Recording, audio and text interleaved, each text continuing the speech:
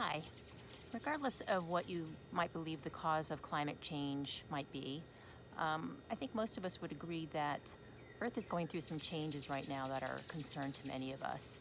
And I believe that there's more that we can do to support Earth now in ways that we hadn't really thought about. So I've started this Our Body, Our Earth series to talk about how we might think about Earth differently right now so that we might find some innovative and practical solutions that are cost and time efficient and that could really potentially make a difference for Earth right now.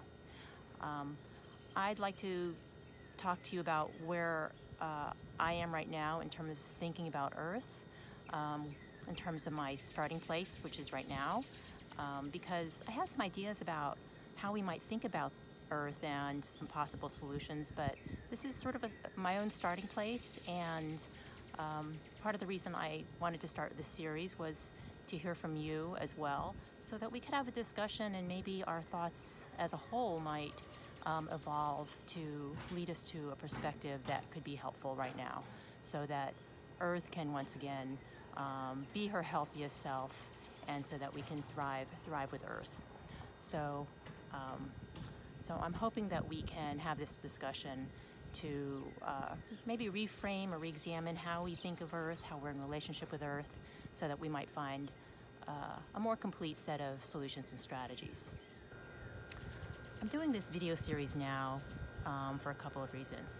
First of all, I think many of us are getting the sense that Earth is struggling, and there are some big changes going on right now for Earth, again, regardless of what you believe the cause is. Earth and all of us on Earth are experiencing climate change and the threats due to that. There is a lot of pollution on Earth, and this is affecting our health, and that our current solutions, while spectacular, do not seem to be making a big enough dent for what is needed right now. So I'd like to bring my perspective to this place that we're at, and my perspective as my background as a biomedical researcher and educator, and in terms of the way I've cared for my loved ones in the past. So I'm coming to you from the Foundation for Family and Community Healing. My name is Susanna Wu-Pong Calvert, and thank you for joining me today. So, as I mentioned, my background is in biomedical science, and even though I'm not an expert really in Earth ecology and biology, I do know quite a bit about the human body and the biology of that, and I feel that there are a lot of parallels between Earth's body and our own, and not only in terms of our bodies, but also our ability to be well and to thrive, and also to think about when we're not doing so well, what we can do to turn that around.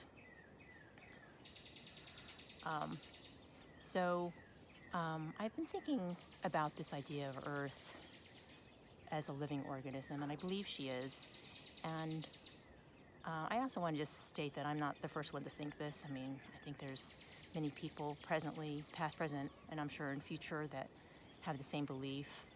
It's not something I think that any of us can prove, but from my standpoint as a biomedical trained scientist, that I see very many parallels between Earth's body and our own body, and I think this is really important to try to think about it this way as well. Not only because of the urgency of what feels like this urgency of climate change, but also from the point of view that Earth has always provided and cared for us since the dawn of humanity. And we are not necessarily as in touch with that as we might be. I know I personally have sort of taken it for granted for most of my life, and part of the reason I'm doing this series now is because I've come to a sort of an awakening to the fact that I've taken Earth for granted and have ignored Earth for most of my life. And I think this is very natural because it's the same as if a child or a baby takes his parents for granted. I mean, they just know what they need and they expect to have it, and a parent provides it, often at great personal cost and sacrifice. Um, and at some point, that baby grows into an adult, like myself, and then we have the opportunity to re examine um, our relationship and the roles. And at some point in our life, we have to start stepping up and caring for those that cared for us.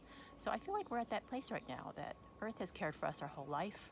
We have not necessarily been as aware of it as we could be. And now that Earth needs our care, it is time for us to awaken to the fact that it's her turn. She needs our care, and that even though we don't understand how to provide what she needs necessarily, that we can learn and do better and improve. I also know that Earth, in addition to providing my home and my food, Earth also provides healing for me, and I've also taken that for granted, but became more in tune with that and aware of it when I was caring for my late husband while he was ill. And it was just a natural thing for me to go sit out on my porch, sit with the creek and the trees and the creatures in my backyard. And I didn't have to use words to communicate to Earth that I needed support and help and comfort. Earth intuited from me what I needed and provided it. And I think in the same way that babies and our pets and our ailing loved ones may not be able to use words to communicate, or if they do use words, that they may not be able to communicate it as clearly as we might need, that there are many ways that we can listen and hear and understand.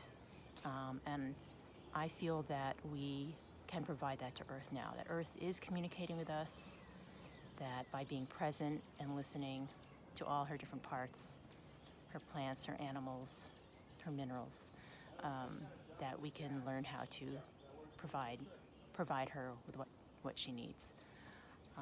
It's not just my personal experience that tells me that Earth provides, not just physically, but emotionally and spiritually for me. There's also science to support that. Environmental psychology shows us that when we have a healthy relationship and connection with Earth, it is good for us mentally, psychologically, and physically. So there's a lot of science around that, and I bet that a lot of you experience that when you go out into nature and you experience how beautiful and lovely and how good Earth smells, and that loving care, that it feels calming and grounding for you, and good for your heart, your mind, and your body. I think it's especially, there's a beautiful symmetry to it that many of us who are experiencing eco-anxiety and eco-grief, that the solution for that, or at least one solution, is that we turn to nature, that we turn to Earth, we turn to our loved one, and that together we can heal that and provide for Earth at the same time. So I'm hoping with this discussion we will all set a new intention and action to giving back to Earth, because she needs us now too. I want to talk a little bit now about the terminology that I use.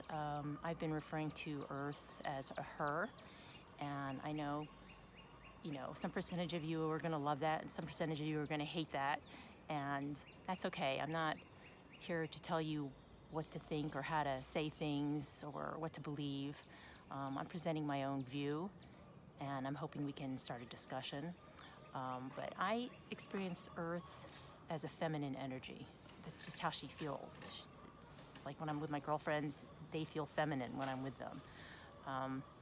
And Earth is also referred to as Mother Earth and Mother Nature. So it's not just me. There's been cultures, past and present, all over the world who experience Earth this way, and as a living, breathing, evolving organism.